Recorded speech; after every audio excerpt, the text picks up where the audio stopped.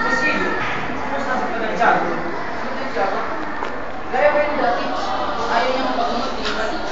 Pinaiwan nga ako ni Father na pupunta si Father Tiago para patayin siya. May pagbuyaw na manyaya kung saan natabago na ako. Balik na tayo sa ating pinag-usapan tungkol sa Galilean ng Pinag-Estila. Sigawa po, hinihintay na lamang kami tulad, hindi ngayon ay bukas. Hindi siya sang-ayon sa Ivanas at Isabela.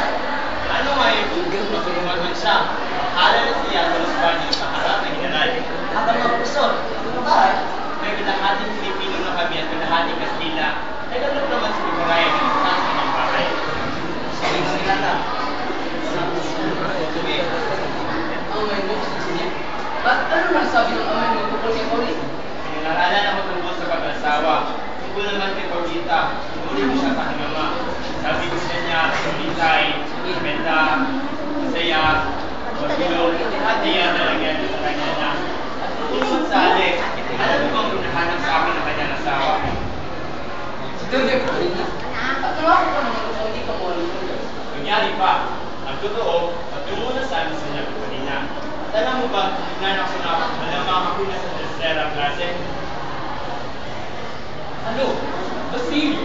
Ikaw ba nagbabakasyon na? Kaubayan mo siya. Ah, siya ba? Siya si Sagani. Siya lang bilang may bayan. Sagani, siya ang sinusuman. Kumusta ang iyong kaibigan?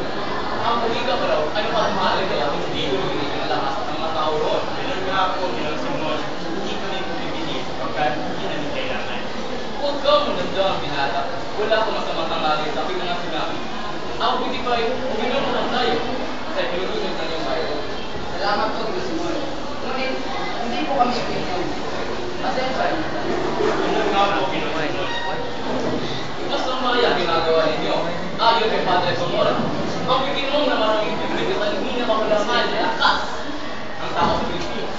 Sabihin niyo kay Padre Mamora, mapabuti sa kanya ang Panginoon ng tubig, halit ng sandal sa kanya.